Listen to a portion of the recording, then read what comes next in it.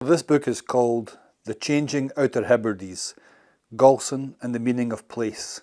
It's about the village of Galson in the Isle of Lewis in the Outer Hebrides and how that has changed through time.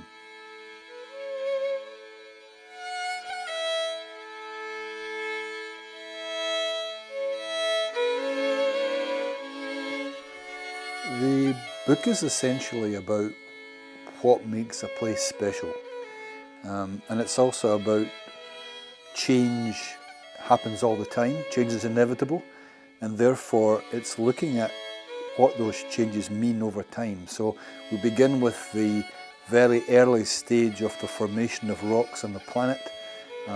Some of the oldest rocks in the world form what's called Lewisian gneiss. That's the base rock of the Outer Hebrides. And then looking at how that land is then modified and shaped, and how animals arrive, birds arrive, plants begin to grow, communities evolve, develop, change over time.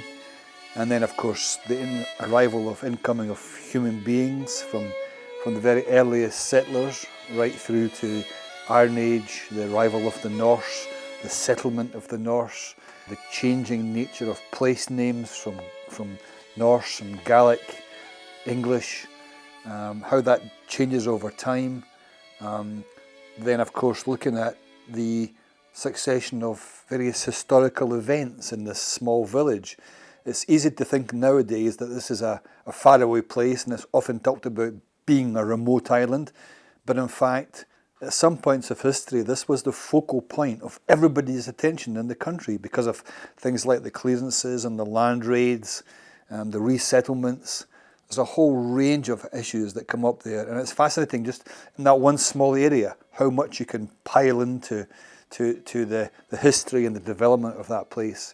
And then thinking about what makes that place special. Why is it different? Well, many communities, many island communities in the north and west of Scotland have very similar features in common, but probably none have the same exact patterns, the same exact archaeology, the social history, the communities of birds and wildlife in the area. So all these things go together to make a place unique, and in making that place unique, it gives something special to it, something that's very much the attraction of that place, the sense of belonging to a place. And realising that I had all this information that was about bringing all this together in some sort of cohesive, consistent story that tells what it's like through 3,000 million years of this place. And that's what the book is really in summary.